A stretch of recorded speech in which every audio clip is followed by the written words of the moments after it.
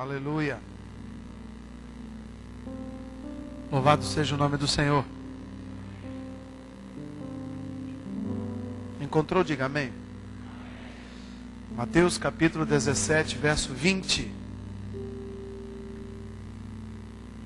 Vamos ler o 19. Então os discípulos se aproximaram de Jesus em particular e lhe disseram: por que não podemos expulsar esse demônio?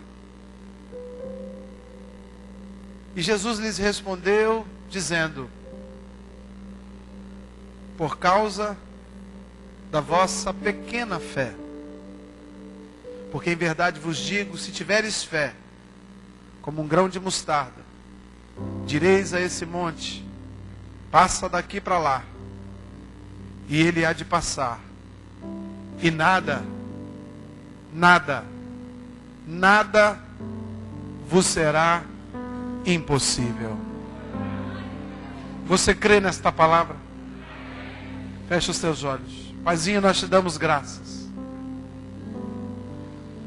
porque a tua palavra vai produzir algo extraordinário nas nossas vidas hoje, meu Deus. Eu posso sentir a presença do Senhor nesse lugar. E mais do que sentir a tua presença, meu Deus, eu posso sentir o teu desejo em acrescentar fé no coração do teu povo, para que coisas impossíveis venham acontecer no meio do teu povo, Pai. Acrescenta a nossa fé. Nós precisamos de fé. É o elo de ligação, é o link com os céus, é a fé. É o que liga o mortal ao imortal, é o que liga o limitado ao ilimitado, é o que liga a terra aos céus, é a fé. Ajuda-nos, Pai, nesta noite, a manifestarmos fé, fé que agrada ao Senhor, fé que produz milagres, sinais e prodígios. Fé é a única coisa que o homem não pode ter, senão com Deus, porque Deus é a fonte da nossa fé. Ajuda-nos, Pai. Ajuda-nos a ter fé nesta noite. E os montes vão mudar de lugar. E casamentos serão restaurados. As empresas falidas vão voltar a produzir. Homens que estão passando por depressão, mulheres que estão deprimidas, vão sair desta depressão, meu Pai. Montanha de problemas vão ser solucionadas. O teu povo vai manifestar fé nesta noite, papai. Coisas extraordinárias, assombrosas, tremendas vão acontecer neste lugar. Basta que o teu povo tenha fé. Oramos assim, Deus, agradecidos. Em nome de Jesus. Amém. Amém. Amém. Hebreus capítulo 11, verso 1 diz que a fé é firme fundamento, é firmeza, é decisão daquilo que não é real, que não é palpável, que não é tangível, que não é humano, que não é natural. A fé é a certeza, a expectativa de algo metafísico, de algo impossível. Diga: sem impossibilidades. Como vou manifestar a minha fé? Porque se fé ela é aplicada sobre coisas impossíveis, sobre expectativas de coisas que eu não consigo enxergar, então todas as vezes que um homem ou uma mulher de Deus estão diante de uma impossibilidade, também estão diante de um ambiente propício para o exercício da fé. Todas as vezes que eu enfrento um problema, Deus do alto céu olha para mim e fica esperando. Será que ele vai ter fé? Quando está tudo bem, eu não preciso de fé. Quando tudo vai bem, eu não preciso exercitar a minha fé. Mas quando tudo passa por um labirinto, quando eu entro em trevas, quando eu enfrento dilemas e problemas maiores do que eu, só me resta uma coisa: exercitar a minha fé em Jesus Cristo. Então todas as vezes que você passa por uma provação, você vai tirar um 10 quando você expressar fé. Então diga mais uma vez: impossibilidades. Ambiente propício para exercitar a minha. Quantos querem manifestar fé nessa noite? Dê glória a Deus. Quantos querem ter uma experiência hoje especial com Jesus? Diga glória a Deus. Quantos creem que o Espírito Santo já está passeando neste lugar? Diga glória a Deus. Aleluia. Pergunta para o teu vizinho: você quer ter uma experiência com Deus hoje? Fala para ele assim: basta que você tenha fé. Aleluia. Glórias a Deus. A fé, ela é, como eu disse na oração, ela é a ponte que liga o homem natural ao rei espiritual. Não tem outro duto, outro meio. Não existe outra forma, querido, de você se relacionar com Deus senão pela... Porque Deus não é humano, Deus não é físico, Deus não é tangível. Você não toca em Deus, você não vê Deus, você não sente Deus. Isso só acontece quando você usa o canal da fé. Ninguém viu Deus. A Bíblia diz que ninguém pode vir a Deus. Se alguém vê Deus face a face, fica torrado. Se nem Moisés, com todo o seu chamado para ficar perto de Deus, teve que ser escondido na fenda da rocha, e Deus passou na sombra de Deus, Moisés ficou com a cara igual uma lâmpada. Tamanha é a glória da presença de Deus. Então nós não podemos ver Jesus, Deus, agora Jesus glorificado, face a face.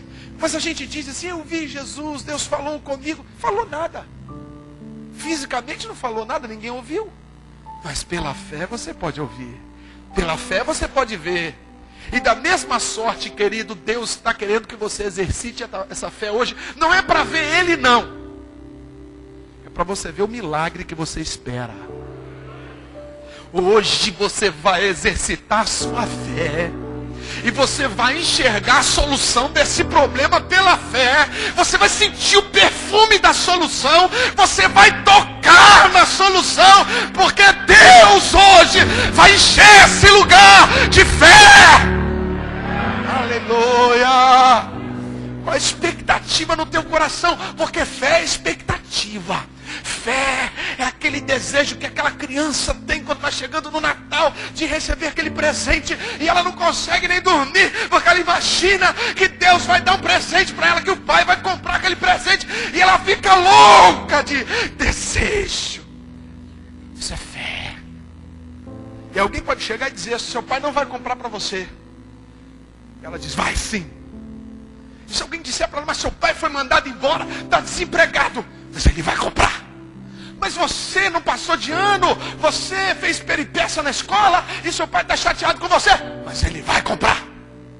Essa criança está falando para mim e para você, que quando você tem fé, nenhuma circunstância adversa impede você de ver o sobrenatural. E o que acontece então? Quando a minha fé está doente? O que acontece quando a minha fé, como a gente diz, está fraca, está enferma? Se a fé é o único canal de ligação do homem com Deus, porque sem fé ninguém verá a glória de Deus, amém, querido? Quando essa fé está doente, eu começo a ter dificuldade de enxergar a glória de Deus. Eu começo a ter dificuldade de confiar, de entregar a Deus, de descansar em Deus. Porque quando eu olho para Deus, quando eu olho para as promessas de Deus, quando eu olho para o poder de Deus, a minha fé, estando doente, estando enferma, ela vai prejudicar a minha visão de reino. Eu preciso ajustar a minha fé. Imagina que você tem uma arma, uma pistola, um revólver, cano longo, com uma mira laser, e você está com ele municiado, e o diabo está ali, querido, e você está com aquele revólver na mão, e Deus fala para você: pode atirar, que esse demônio vai morrer. Mas digamos que a sua fé seja a cânula, o cano do revólver. Se esse cano tiver 1/10 de milímetro torto, o que vai acontecer com esse tiro? Ele vai acertar o alvo? Não vai. E você está atirando ali e a bala está pegando lá. E você está atirando ali e a bala está pegando lá. Querido, eu preciso que você entenda que se a tua alça de mira, se a tua fé não estiver ajustada em direção ao trono da graça de Deus, toda a sua vida, toda a sua obra, todo o seu trabalho espiritual, todo o seu serviço na casa de Deus não vai produzir nada no céu. Porque a única coisa que produz movimento no céu, querido, é a fé do homem de Deus. Eu preciso ajustar a minha fé. E a fé, ela se manifesta de muitas formas. A fé, ela não é uma definição, um projeto, um arquétipo, uma estrutura, uma receita de bolo. Na Bíblia, você encontra muitas manifestações de fé em situações diferentes, de formas diferentes. Mas a fé tem características que são comuns. Sobretudo a fé, ela sempre está ligada a coisas impossíveis. Se você estudou para uma prova, estudou, e aí você termina aquela prova, alguém pergunta: você foi bem nessa prova? E você diz: eu fui muito bem nesta prova. Aí você chega em casa e fala: mamãe, olha, fiz a prova. Aí a sua mãe diz assim para você: tenha fé, minha filha, você vai passar. Você pode dizer para a sua mãe: eu não preciso de fé, porque eu tenho certeza que fiz uma boa prova, porque eu me preparei, aquilo está dentro das minhas possibilidades. Agora, querido, quando você é pego numa prova em que você não estudou, quando muitas vezes a vida nos coloca diante de um teste, e que você olha e não reconhece uma questão sequer, quando você está diante de uma situação em que você não conhece os mecanismos de resolução, que você diz: pastor, eu não sei como sair desse problema, eu nunca passei por isso, pastor, ninguém me ensinou, eu nunca estudei sobre isso, pastor, e disso custa a minha vida, disso depende meu casamento, disso depende a minha família. E aí você está naquela situação, e você só vê aquela caneta, e uma folha cheia de questões de vida, que você não sabe responder. É aí que você olha para o céu, e diz: Deus, é impossível que eu passe nessa prova, mas eu creio que se o Senhor quiser, eu vou passar com louvor. Isso é fé. Isso é fé. Expressar fé dentro do seu âmbito de possibilidades. Não é isso que Deus está falando quando Ele faz relação à fé a questões impossíveis. Fé sempre está diante de questões improváveis, impossíveis, da sua incapacidade, das suas limitações, até mesmo daquilo que a tua razão tem como certo e errado. Porque a fé, querido, ela não depende da nossa razão. Quando alguém diz para mim, lá atrás, você conhece Jesus? Eu falei, conheço, aquele que está pregado na cruz. Aquele que fica com o pezinho em cima assim. E a pessoa falou, pois é, aquele homem ali, ele morreu e ressuscitou. Eu ri. Você acredita mesmo nisso? E a pessoa falou, eu acredito, não só acredito, como eu tenho certeza. Eu falei, como me prova? Ela falou, não tenho como provar. Não tem como provar, então não tem como ter certeza. E a pessoa falou para mim, eu tenho certeza não é pela prova, eu tenho certeza pela fé. Eu falei, esse negócio é forte, hein? Isso é um barbitúrico de primeira. Que droga é essa? Que faz uma pessoa acreditar numa coisa esdrúxula como essa. E hoje, querido, eu posso te dizer que eu acredito mais nisso do que a própria pessoa que me pregou isso há 15 anos atrás. Sabe por quê? Porque eu provei desse negócio. E segundo o apóstolo Paulo, a fé nos leva a um estado de êxtase. Loucura total. É você acreditar que a árvore cortada, com os ramos virados para cima, com o caule queimado na terra seca, pelas gotas da água do Espírito, essa planta brota e dá fruto como planta nova. Só em Deus e só através dele você é capaz de vivenciar aquilo que a Bíblia chama de fé. Você está vivendo uma situação difícil. Você já disse que é impossível? Se não disse, diga. Isso não é sinônimo de derrota. Isso quer dizer que desse momento em diante, a coisa pertence a Deus. Enquanto você diz, ainda tem uma possibilidade, Deus não dispara do alto, querido, a sua unção. Ele diz, deixa ele tentar. Ele falou que ainda tem jeito, deixa. Ele falou que ainda vai ligar para alguém, deixa ele ligar. Ele falou que ainda confia naquele, deixa ele confiar. Aí quando você chega no seu limite, você diz, daqui para frente não tem mais jeito. Aí toca uma campainha no céu. Jesus talvez esteja dormindo, ele dormiu aqui na terra. Quem é a campainha? Aquele rapazinho ali, aquela moça. O que houve? Ele acabou de falar a palavra mágica. O que ele falou? Ele falou, não tem mais jeito. Então acorda os anjos, porque tem trabalho para vocês. Pode ir lá e descer e intervir naquela situação, porque daqui para frente o negócio é comigo.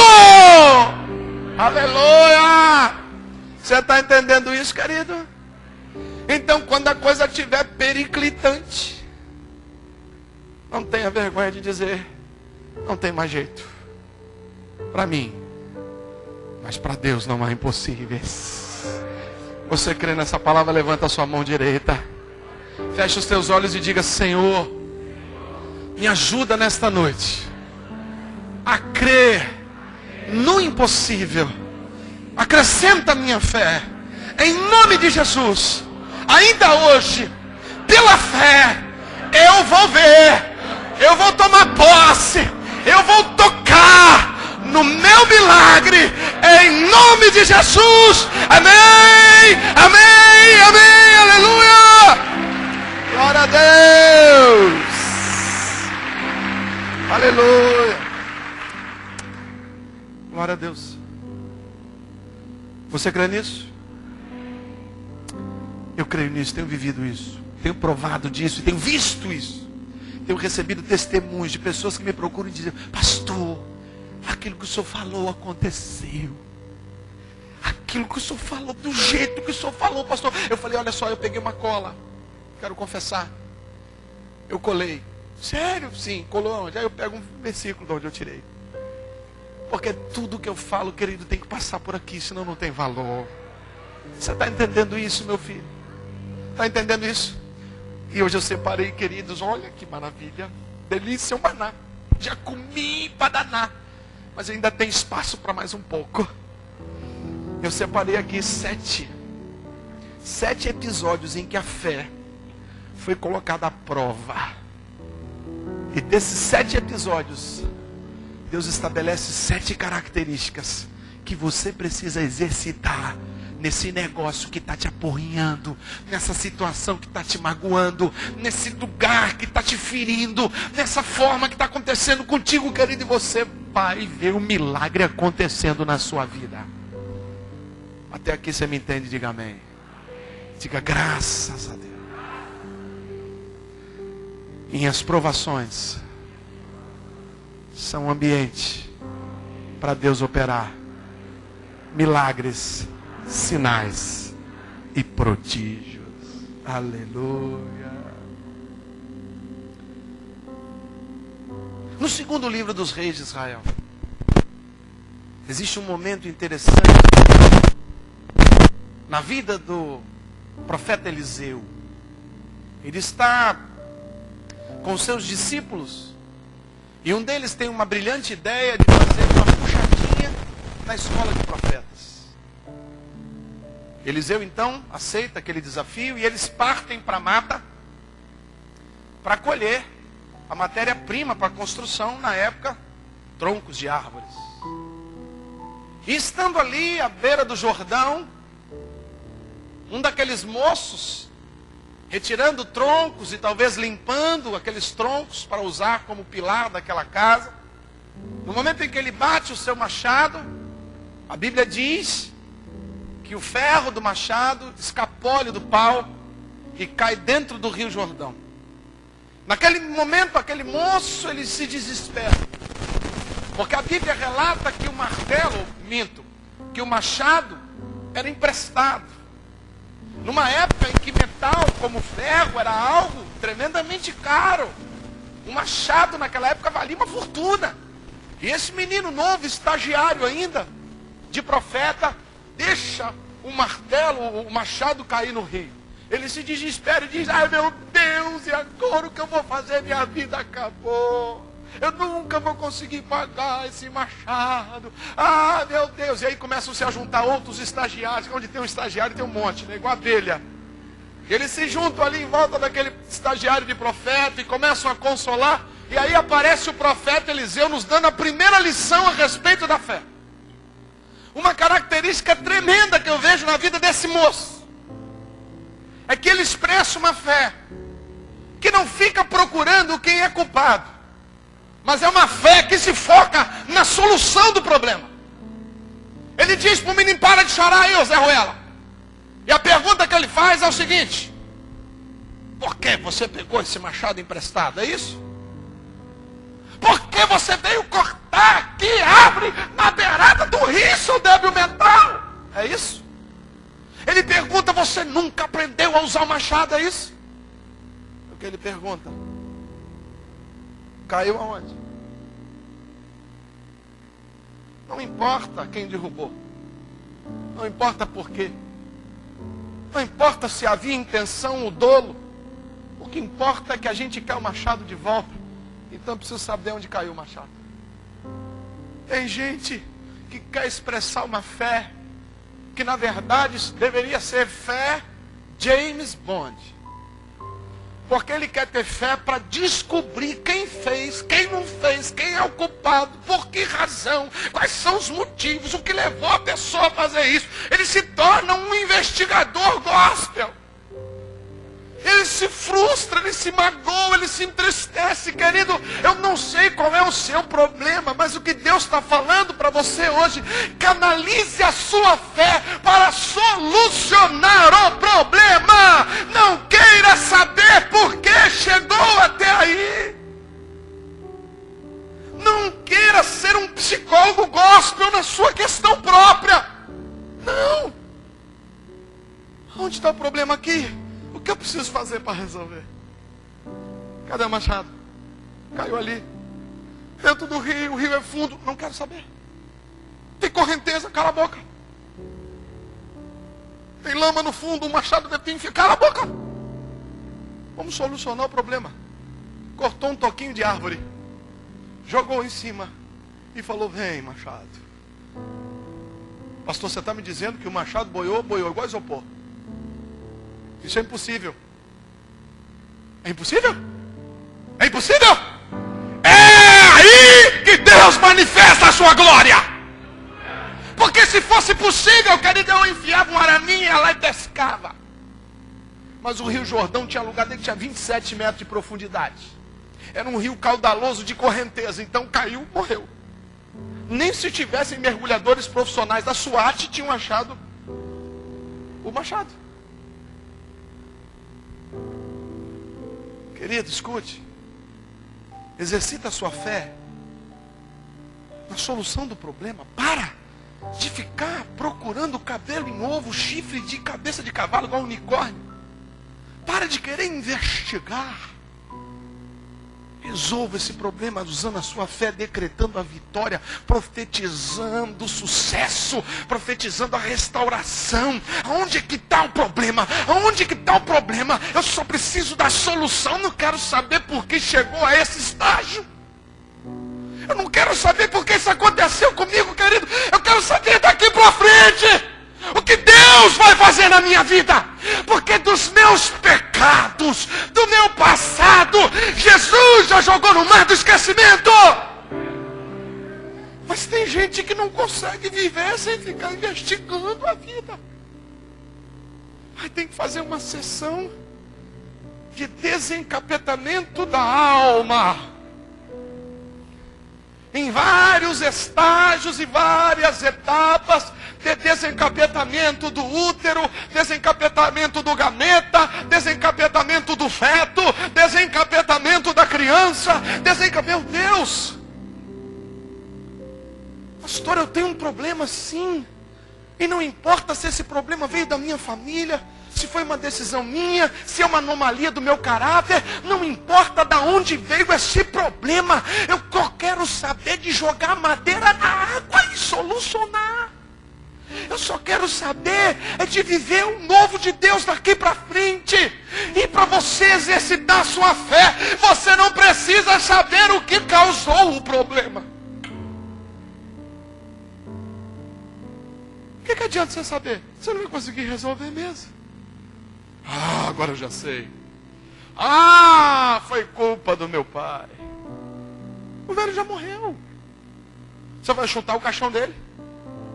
Ah, eu já sei. Eu fui molestado quando eu era pequenininho. Você nem lembra do que aconteceu com você semana passada. Você está me falando que lembra do que aconteceu quando você tinha 3 anos? Se você fosse um vidente. Não importa o que aconteceu, importa o que vai acontecer. E se você exercitar a fé, pode ter certeza, sua história vai mudar. Você crê nisso, querido? Você quer uma mudança de vida? Você quer que Deus mude esse quadro? Você quer que Deus entre no negócio? Então diga a Deus, o negócio é o seguinte: perdi o martelo, perdi o machado, perdi o casamento, perdi o filho, perdi a empresa, perdi o emprego, perdi a dignidade, perdi meu nome, mas eu tenho fé, porque Deus vai fazer um milagre na minha vida. Amém? Então fala para o teu vizinho, para de investigar e ora pela solução. Aleluia. Glória a Deus. Para de lamentar o ocorrido, irmão. Não adianta nada. Ah, se eu tivesse mudado lá em 1900. Se você tiver... Escute, presta atenção. Qualquer um que está aqui me ouvindo. Se você tivesse feito algo diferente no seu passado, talvez você não estaria nesta igreja essa noite. Todas as coisas cooperam para o bem daqueles que amam a Deus. Para de se culpar. Para de se culpar. Amém? Segunda característica que eu anotei. Em Lucas 8, verso 44, tem a história da mulher do fluxo de sangue, muito famosa. E aquela mulher, ela é impedida pela religião judaica de se aproximar de qualquer homem, porque no período menstrual a mulher era considerada imunda, impura, sim ou não? Não podia nem tocar o dedo. Aquela mulher não estava no período menstrual. Aquela mulher era uma menstruação. 12 anos. Ela tinha ciclos, talvez, de não menstruação.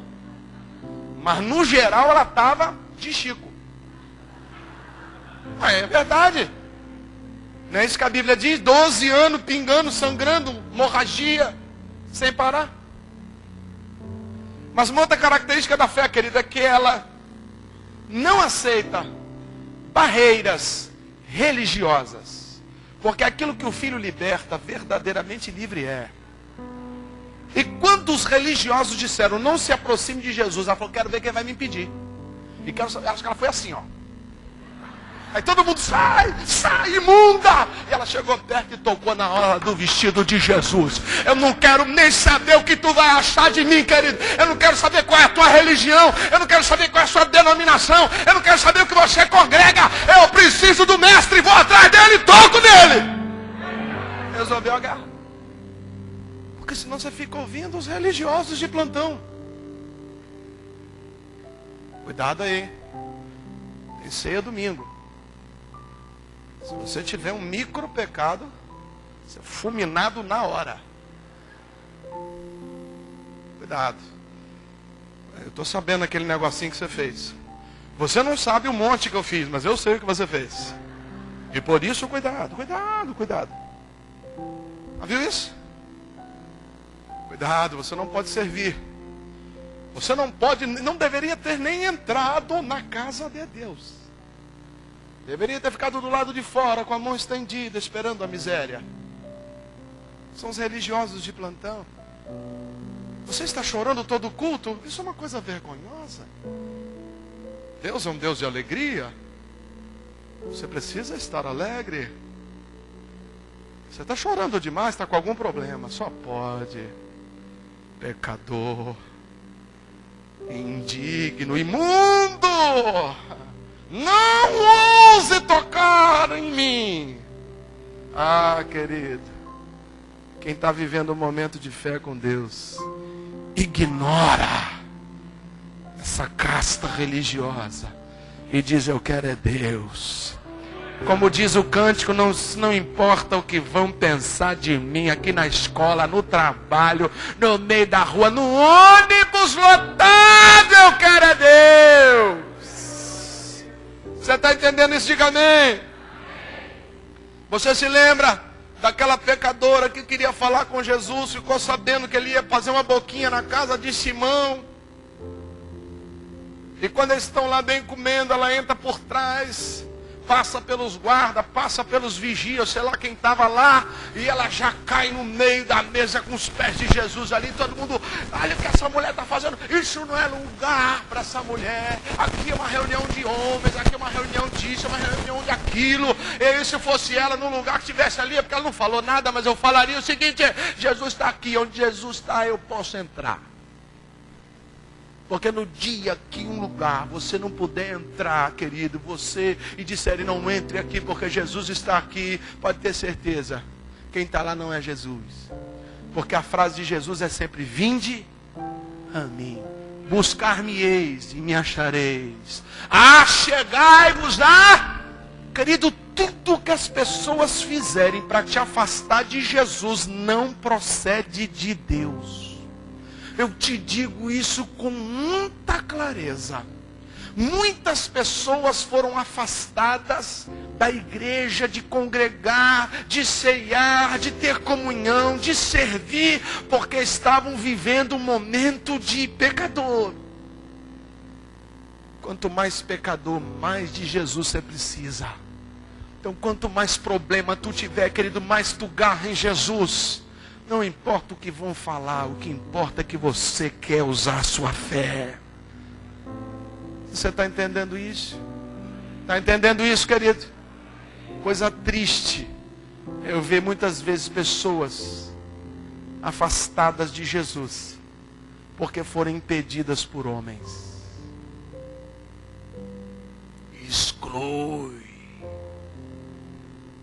Barra, não deixa entrar não, mete o pé no peito, mostra o revólver. Querido, nós não encontramos isso na Bíblia. Nenhum homem que trairia Jesus foi impedido de ceiar com ele. Aliás, é o que estava sentado mais próximo Porque a mão desse homem alcançou o vasinho que estava perto de Jesus. É esse que come comigo nesse vasinho. Tem vários vasinhos, mas esse aqui está perto de mim. Esse aqui, ó. Esse vai me trair, mas está comendo aqui. Porque até o último momento, quero crer, Jesus oportunizou aquele homem de mudar de vida. E no Getsemane, já com o pessoal com tocha para prender Jesus, ele diz: e aí, amigo? O que tu veio fazer aqui? Ele ficou sem graça e Jesus disse: então faz aquilo que você veio fazer. Como se desse aí nenhuma oportunidade de dizer: eu me arrependo, não vou vender o Senhor. Jesus acredita em você, querido. Não importa o que os outros digam, Jesus ainda acredita em você, te ama do mesmo jeito e não voltou atrás nas promessas que Ele fez. Você crê nisso? Diga amém. Então fala para o teu vizinho: não me atrapalha não. Deixa eu agarrar o mestre. Amém. Aleluia. Glórias a Deus. A terceira coisa que eu anotei está no Evangelho de Marcos, capítulo 10. Aquela história famosa do filho de um homem chamado Timeu. Famoso Bartimeu. Bar significa filho, então filho de Timeu. Bartimeu, então, estava à porta da cidade de comércio ativo chamada Jericó, e ele ouve falar que Jesus passaria por aquele lugar. E quando alguém diz para ele: olha, o mestre vai passar por aqui, ele já começou uma campanha de gritaria da galinha da Angola, já viu? Jesus, filho de Davi, Jesus, filho de Davi. Ele não sabia, Jesus. Talvez o caminho fosse aqui. Jesus estava vindo de lá, ele estava aqui. Jesus, filho de Davi. Alguém estava indo para lá: oh, Jesus, filho de Davi. Porque ele não enxergava nada, sim ou não? Uma outra característica da fé: ela não depende daquilo que ela vê, ela depende daquilo que ela... Porque aquele que ouve estas minhas palavras, a fé depende do ou, vem pelo ou, e o ouvir da... Naquele momento Jesus representava a palavra de Deus. E quando aquele cego ouviu falar que Jesus passaria por ali, ele começou a sua campanha e não parou, nem quando os discípulos o repreenderam. Pelo contrário, repreendeu ele, ele falou: se os discípulos estão perto, significa que o mestre está mais perto. Vou gritar mais alto. Você está entendendo isso, querido? Então escute. Mesmo que você não veja uma mudança assim na vida daquele que você depende de um milagre, ainda que você não veja uma mudança mínima, nem um sopro, a pessoa continua te destratando, a pessoa continua te desdenhando, a pessoa continua te evitando, aquela situação continua, aquela enfermidade continua, aquela dor continua, aquele fracasso continua, ainda que você não veja absolutamente nada a respeito de Deus e de seus milagres. Use o seu ouvido, querido, e ouça o que o Espírito tem dito à noiva nesse lugar. E Deus tem feito promessas nesse lugar. Deus tem feito promessas a filhos dele aqui nesse lugar, querido. E você, ainda que não veja nada, ouça o que o Espírito diz à igreja. Porque a fé verdadeira e genuína não depende do que vê, só depende do que já ouviu na palavra de Deus. O que Deus falou na sua palavra? Tome posse disso e exercite a sua fé. Deus falou que te abençoaria. Deus falou: crê somente que servirá a você e a sua casa. Deus falou com você que onde a planta do teu pé tocar é solo santo. Deus falou para você que tiraria da dispensa do ímpio e colocaria na dispensa do justo. Deus falou que praga alguma chegaria à sua tenda. Deus falou que nenhuma assombração viria sobre a sua casa. Deus falou que ia impedir os dados do diabo sobre a tua vida. Deus falou que ia te dar um capacete, uma couraça, uma espada, um escudo, uma bota, um cinto. Deus falou que te abençoaria desde Sião. Deus falou que você é semente de Jessé. Deus falou que você tem o cheiro dele. Deus falou que te deu a mente de Cristo. Deus falou que faz morada para você. Ei, querido, pare e ouça o que Deus prometeu para você. Porque a sua fé depende do que você ouve e não do que você vê. Para de ver, de pressentir, de achar. Se tem uma coisa maligna, se chama axologia. Sabe por que é maligno? Porque não é sim, sim e não, não. Está no meio, eu acho. Quando você acha, você está com uma inspiração maligna. Crente não acha nada. Crente tem certeza. E quando ele não sabe, ele diz o quê? Quando sei, digo que sei. Quando não sei, não sei. Eu acho. Demônio. Demônio vai produzir problema, vai produzir desconfiança, vai produzir medo, vai produzir falácia, fofoca, futrica, vai ferir pessoas, vai discriminar pessoas, vai acusar levianamente. Isso é pecado, é demônio. Não diga crente, não acha. Crente tem certeza. Amém, querido? Isso é muito sério. Isso é muito sério. A sua fé não deve te dar uma sensação de que isso é sim ou não. Pastor, acho que está vindo uma fé. Peraí. Está vindo uma fé aí? Está vindo. Não é assim não, irmão. Isso é outra coisa. Não é fé não. Entendeu? Está vindo. Vai ser um pouquinho mais. Ai, está vindo. Pode estar vindo uma diarreia em você, menino. Fé, ela está baseada na palavra de Deus. E a palavra de Deus, ou você lembra dela, ou você não lembra. Ou você já leu, ou você não leu. Ou você sabe, ou você não sabe. Nessa questão, pastor, eu não sei, eu não me lembro o que Deus disse. Eu vou ler, vou buscar na palavra. Porque aqui está a minha fé. Amém, querido? Agora, se você não conhece a Bíblia, você vai viver de axologia gospel. O irmão falou glória a Deus na hora da reunião. Eu acho que é de Deus. Pastor, aquela irmã entrou no MSN. A primeira coisa que ela falou comigo é que ela é crente. Eu acho que é de Deus. Cuidado com o MSN. É engraçado aqui na igreja.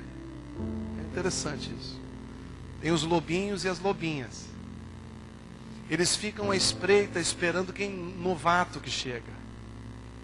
Porque aí conhece o pastor, conhece o irmão Xande, conhece os irmãos tal, conhece ali e tal. Aí a pessoa chega na igreja, fica meio perdidinha, aí aquele lobinho se aproxima e fala assim: eu sou amigão do pastor. Amigão, meu peixe. E inclusive, aqui nessa igreja a gente é a corte. A pessoa, o que é isso? A corte é cortar. Então eu preciso dar um corte em você. Dar um picote em você. Passar o cerol em você. A pessoa, vamos orar ali no cantinho? Aqui a gente ora no canto. Já viu que a luz fica apagada? Luz apagada? Então, ermo. Não, vamos lá. Aqui é tudo no escuro. Vamos lá. E a pessoa está chegando agora, tolinha. Querido, preste atenção.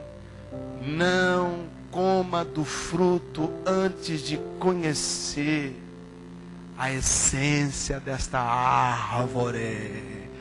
Pode ser a árvore do Éden, que tinha um aspecto bonito, parecia árvore de crente. O fruto era sedutor e trouxe a maior desgraça para o ser humano. Você está entendendo isso, querido? Exercite a sua fé através da palavra de Deus. Você não é o que os outros dizem que é. Você é o que Deus diz que você é.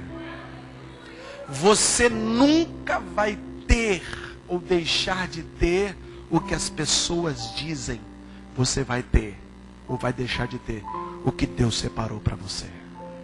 Você está entendendo isso? Mas como saber isso, pastor? Te apresento o oráculo do Espírito Santo.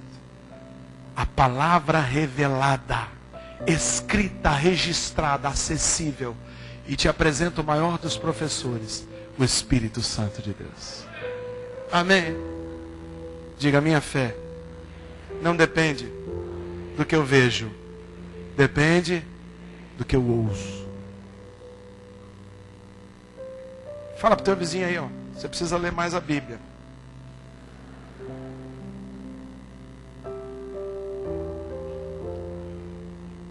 No primeiro livro dos reis de Israel, também uma história, mais uma vez com o profeta Eliseu. Ele exercita a sua fé de forma extraordinária. Havia se passado muitos anos sem chover em Israel. E Deus então ministra o coração daquele profeta. Vai lá e fala com o rei, que eu vou mandar chuva. Eliseu, homem de fé, foi para casa dormir. Deve ter tirado um cochilo. Quando acordou, estava ali o seu estagiário ao lado dele. Mais uma vez um estagiário, incrédulo. E aí, Senhor, você falou que ia chover e... vai lá em cima para dar uma olhada lá no terraço da casa. Tu vai ver que a chuva está vindo. Sobe o moleque. O céu azulzinho, igual do Caribe. Desce o estagiário. O que foi, pai? Estou com vergonha de falar. O que foi? O senhor errou. Sério, errei. Por quê? Não tem nenhuma chuva. Vai lá de novo, pai. Você não olhou direito. Ele, pode ser. Subiu, botou um binóculo. Desceu com o binóculo de novo. Leva a mão, não, profeta. Tu tá ficando velho, hein? Vai vir chuva não. Sério? Aí você não olhou direito. Brincadeira, hein? Vai lá e olha de novo. Eu tô afim, não. Vai lá. Sou o chefe, vai, estagiário. Estagiário às vezes só movido no grito, né? Aí não, estagiário. Pegou uma lupa. Já estava olhando já com aqueles negócios de fazer observação da lua. Telescópio. Desceu pela sexta vez, nada. Agora não subo mais não, sobe. Você vai subir, você é estagiário. Aqui quem manda sou eu. Subiu resmungando. Esse cara tá louco. Já olhei 6 vezes. Não tem nada lá. Quando ele olha lá no finalzinho do oceano, uma manchinha preta. Ele falou, aquilo ali não enche nem uma bacia d'água. Desceu satisfeito. E aí, tá vindo a chuvona aí? Tá muito mal de profecia. Eu vejo uma pequenina nuvem do tamanho de uma mão de um homem. E aí o profeta que exerceu a sua fé, ele diz, então corre, porque já ouço o ruído de grande chuva. Querido, escuta, não é o que você vê, é o que Deus falou. O justo não anda pelo que ele vê. O meu justo, diz o Senhor, anda pela fé. Não olhe as circunstâncias, não que você vai ver uma nuvem miúda. Não olhe as circunstâncias que você vai ver um marido truculento, uma mulher preguiçosa, um filho rebelde. Não olhe a circunstância que você vai ver um mercado mandando gente embora. Não olhe a circunstância, querido. Guarda o que Deus falou com você. E o molequinho teve que correr, porque choveu e inundou Israel. Querido, Deus não precisa de evidências.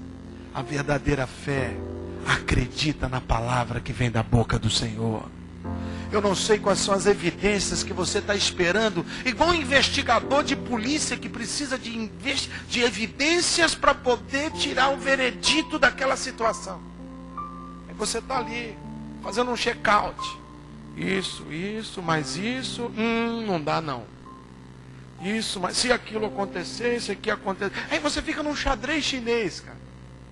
Tu fica aflito.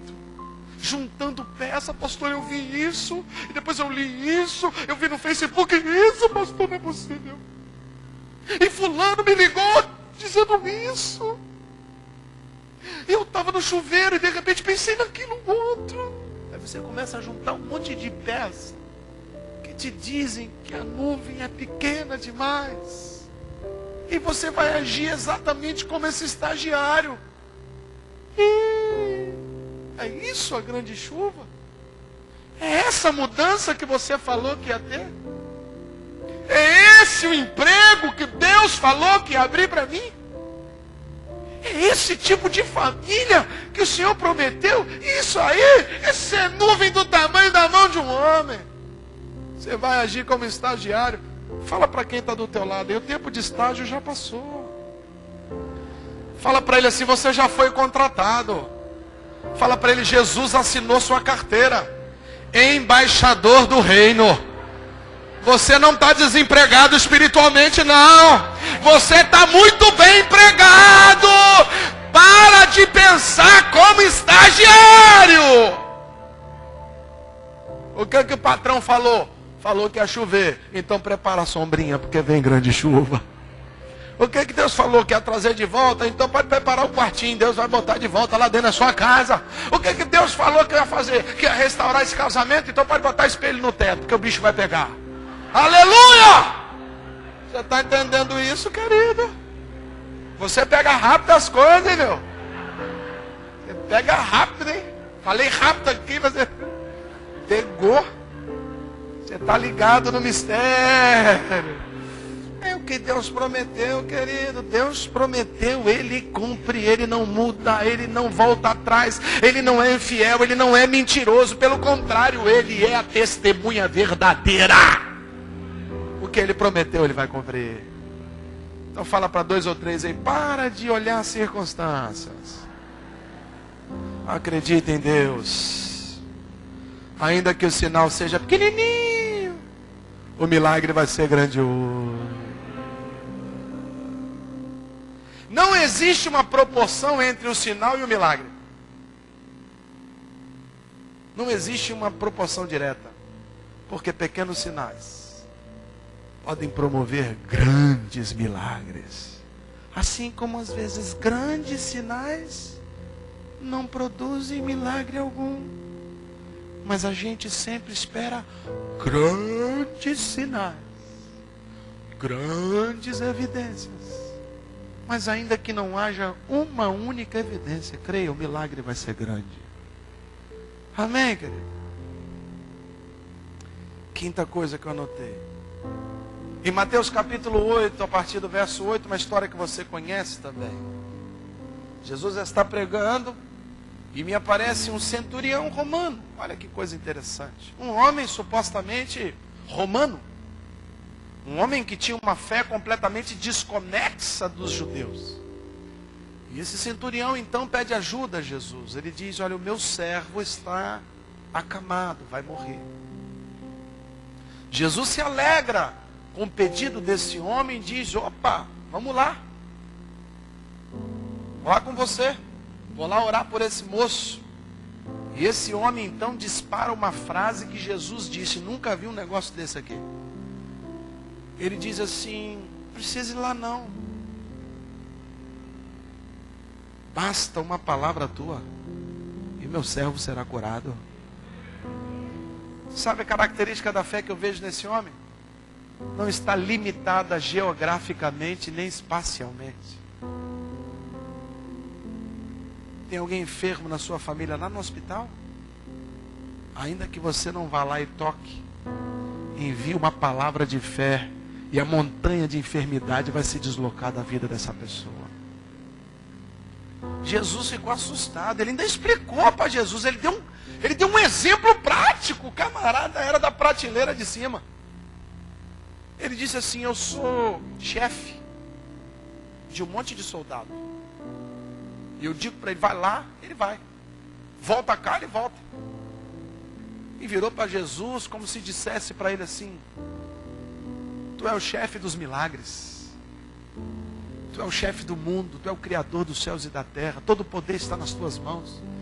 Envia um anjo lá na minha casa que a coisa vai acontecer. Você não precisa ir lá não. Você tem subordinados. Você tem o Espírito de Deus. Querido, eu quero te dizer que o mesmo Espírito que estava sobre Jesus é o que está sobre você. E a palavra de Jesus para mim e para você: se tiveres fé, ainda que pequena, você vai transplantar de um lado para o outro, transportar para bem longe de você problemas, enfermidades, e vai trazer a cura, vai trazer a oportunidade, vai trazer o milagre para a sua vida. Tem gente que tem essa história, né? Pastor, você tem que ir lá. Eu falo: eu estou orando, irmão, mas tem que ir lá, tem que tocar. Esse toque, ele é muito mais para poder acrescentar nossa fé do que para fazer o milagre.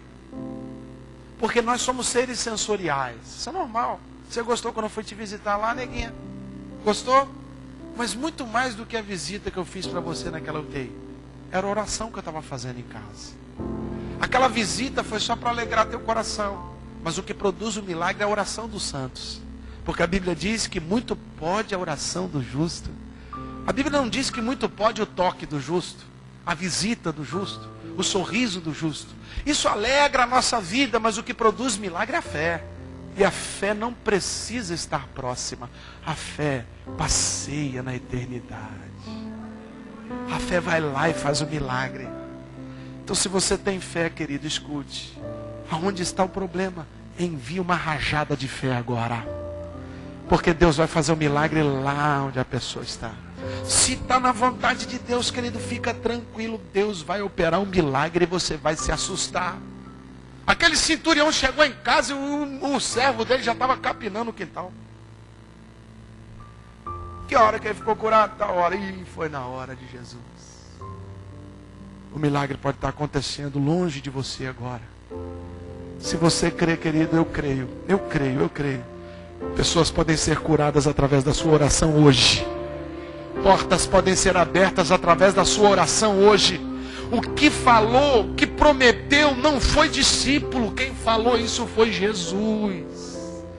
Mateus capítulo 17 nós lemos, é Jesus falando, não é apóstolo, não é Jesus dizendo: se vocês tiverem fé do tamanho de um grão de mostarda, o negócio, a chapa vai ferver. Amém. Amém, querido.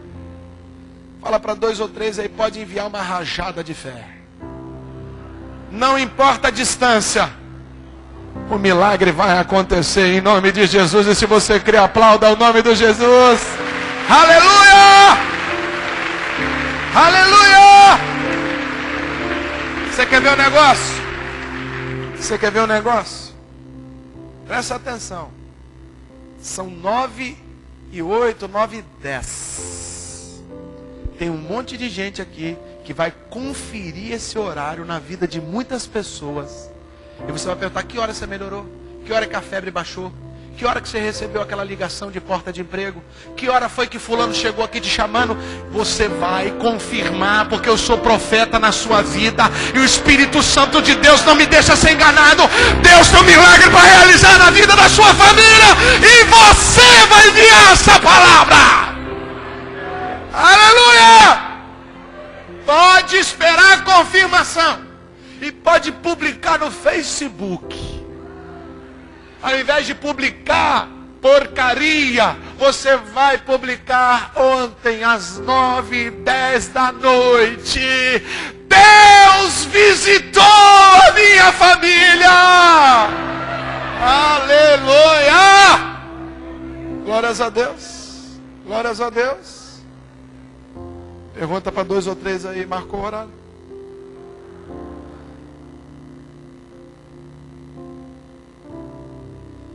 Glória. Meu Deus, imagina, está acontecendo agora.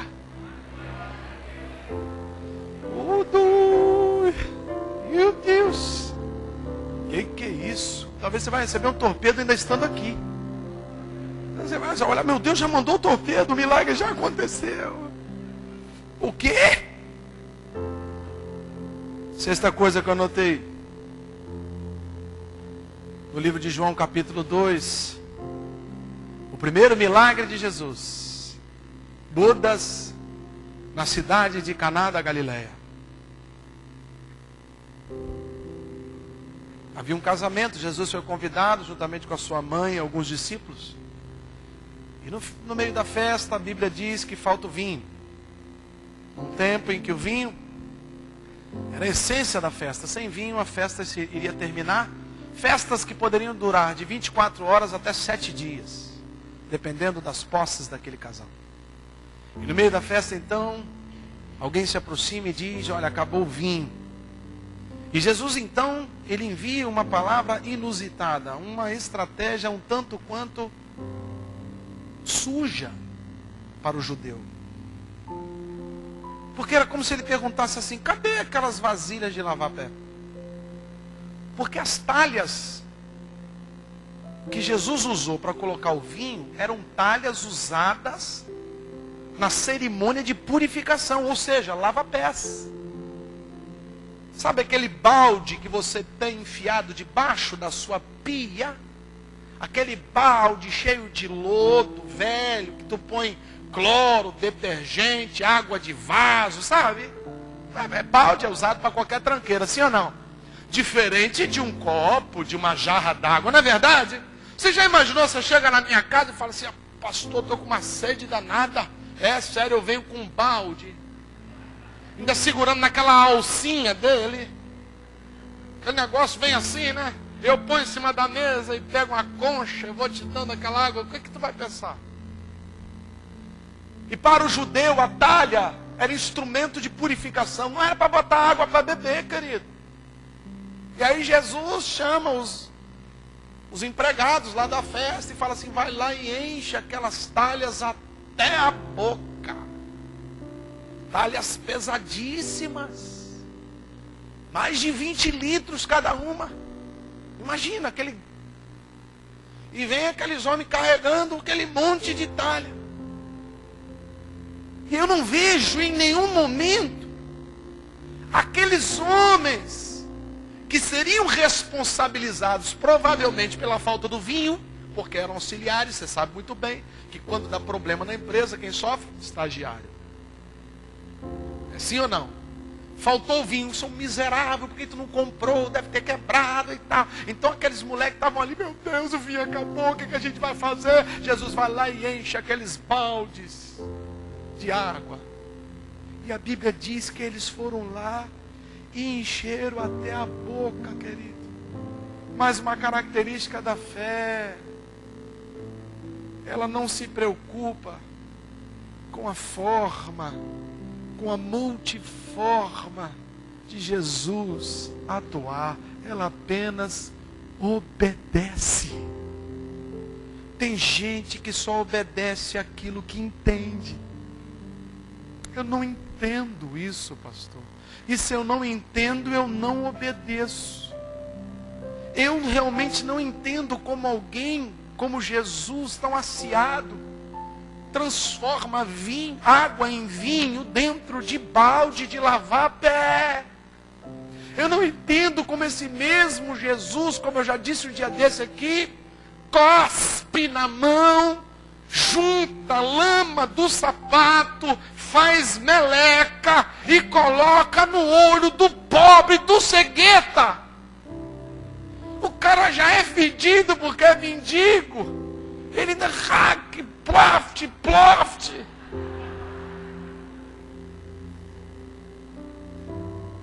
E o pior, depois que sujou, mandou lavar. Oh, brincadeira, Jesus. Tu me suja e manda eu lavar? E detalhe, não é ali na bica que tem em frente a igreja, a Porta Formosa, não, porque lá tem muito isso, né? Na frente das igrejas tem um lugarzinho de lavar, tipo uma torneirinha, porque eles têm negócio de ficar lavando as mãos, se purificar antes de comer e tal. Não, não é ali não, viu? É onde que é? É lá no tanque de Siloé. 1 quilômetro de distância, dá o cego com barro dos olhos. Meu Deus, se alguma criancinha está no meio, ia pensar que era Jason. Você já imagina? O cara cego. Barro no olho. Meu Deus, um zumbi. Isso é inusitado, isso é inexplicável. Mas Jesus mandou. Os meninos foram lá e encheram os baldes d'água e o milagre aconteceu.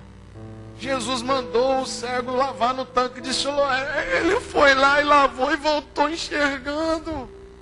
Querido, eu não sei o que Deus está mandando você fazer, mas faça. Faça, querido. Não use a sua razão para executar uma ordem de Deus. Use a sua fé. Estou estudando isso para ver se eu devo ou não fazer. Oh, meu amado, não é a teologia que te transforma num crente. O que te transforma num crente é a tua fé. E a fé você tem quando manifesta ela aceitando Jesus Cristo como Senhor e Salvador da sua vida. Ainda que você não soubesse um verso sequer, quando o Espírito Santo te convence do juízo, do pecado, da justiça de Deus, você tem fé para aceitar o senhorio de Deus ali, Deus já se manifesta na sua vida. Você está entendendo isso? Você está entendendo isso? Depois você vai fortalecendo a sua fé com a palavra de Deus. O que Deus mandou você fazer? Às vezes eu estou ali no gabinete, aconselhando casais ou pessoas, e aí Deus dá aquela direção, eu falo com o casal. Ó, Deus está falando para você fazer assim, assado. Aí a pessoa, sai dali, não faz nada daquilo. Eu não estou acompanhando, não sei. Aí depois volta os dois. Ou quando não volta, um só. Aí a frase célebre que eu ouço muito: pastor, o que o senhor mandar fazer, eu vou fazer. Aí eu falo assim: não faz o que eu mando não, mas faz o que Deus está mandando. E Deus às vezes dá umas direção assim meio doida. Deus dá uma direção meio estranha, você não entende, mas por quê? A gente não entende por que Deus faz assim com a gente entende? Hoje eu estava conversando com o irmão aí no gabinete, e ele, muito romano, falou para mim: pastor, era romano demais, que romano mesmo. Eu não podia ver uma igrejinha no alto do monte, que eu parava o carro e 15 minutos ali, que cara bem, sabe, fé, romano mesmo. Ele falou: pastor, um dia me chamaram para vir aqui nessa igreja. Eu cheguei aqui na igreja, tinha um japonês pregando. Aí eu falei, ele falou: está tudo errado, porque japonês nunca é romano. Ele já sentou ali emburrado com um negócio, que eu vou embora, eu vou ficar nesse lugar, não. E diz ele que o homem do olho puxado, careca, com a dificuldade, o japonês careca, com as dificuldades.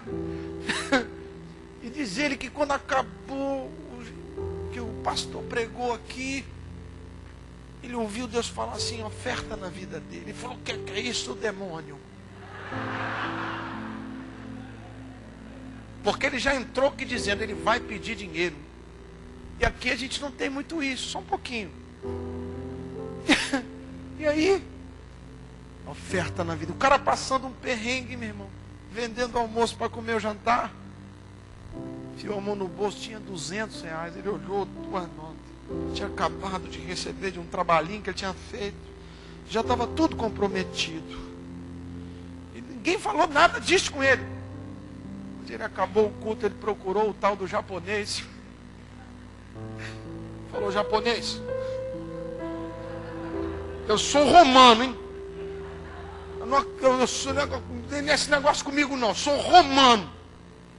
Mas Deus mandou te dar essa ofertinha de amor. Ele veio testemunhar para mim como Deus está mudando a vida dele. Para ele, foi a última coisa que ele daria. A última coisa que ele pensou o seguinte: vai me pedir dinheiro. Toda igreja fica aquela pedição de dinheiro. Levanta o envelope, e na frente vem dançando. Vai pedir. E o japonês já instruído, que eu já tinha instruído ele aqui, não tem isso não, irmão. E não pediu, mas ele ficou irritado porque não pediu. Não pediu, vai pedir, não, vai pedir. Uma hora ele vai pedir, aí já está acabando, já está dando a bênção apostólica, ele está assim, vai pedir no finalzinho. Ele vai pedir no finalzinho. E aí diz ele que o japonês foi descendo. Ele falou, não pediu. Aí Deus falou, vai lá e oferta na vida dele. Era a última coisa que ele queria ouvir. Ele foi lá e ofertou na vida do japonês. Não entendeu. Diz ele que saiu quase que endemoniado. Com ele mesmo, eu estou doido, estou doido. Mas naquela hora, Deus só queria daquele homem uma coisa: obediência. E Deus deu a ele uma diretiva totalmente louca para a cabeça dele, que estava acostumado a ir na igreja e colocar R$1 lá onde o Cristo está amarrado. Eu jogava lá em cima do negocinho lá, R$1. E saía assim, eu dei R$1. De repente ele deu R$200 para um pastor japonês. E doido. Vou falar isso abrindo um parênteses aqui. O pastor Ney pediu para falar para a igreja que ele está pastoreando uma igreja em Linhares.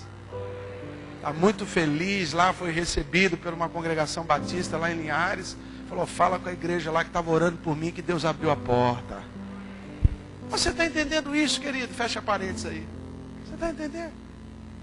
São coisas muito loucas. São coisas muito loucas que acontecem com a gente. Tem muitas coisas que Deus faz na nossa vida que a gente não entende, querido, mas escute. Para de querer entender, só obedece. Obedece. Porque a verdadeira fé não quer saber se a mente entende ou não. A verdadeira fé, ela é obediente. Fala para o teu vizinho, para de questionar e passa a ser obediente.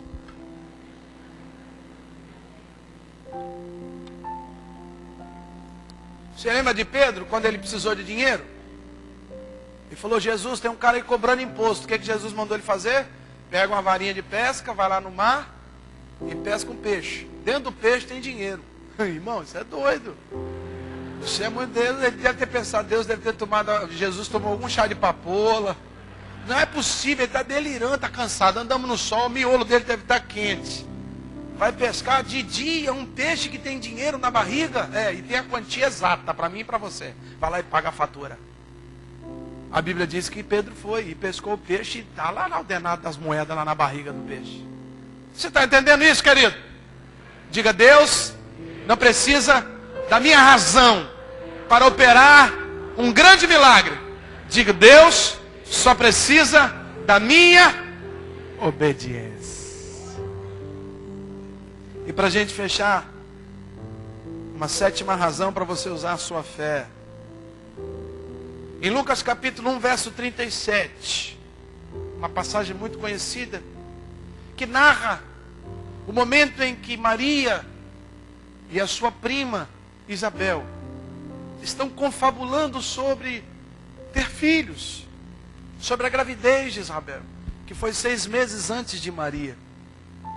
E a frase que está lá é essa: para Deus não há impossíveis. Isabel era estéril, comprovadamente estéril. E Maria era virgem, comprovadamente virgem. As duas tiveram filhos. Você está entendendo isso, querido? A fé, ela não depende de possibilidades. Pelo contrário, como eu disse no início, a manifestação da fé, geralmente em ambientes de impossibilidades. Está vivendo o impossível? Te prepara, porque o milagre está chegando. Vamos ficar de pé?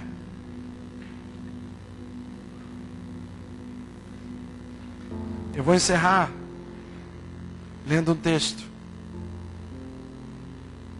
Está em Lucas,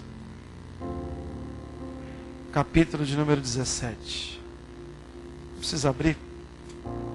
Muito interessante essa passagem.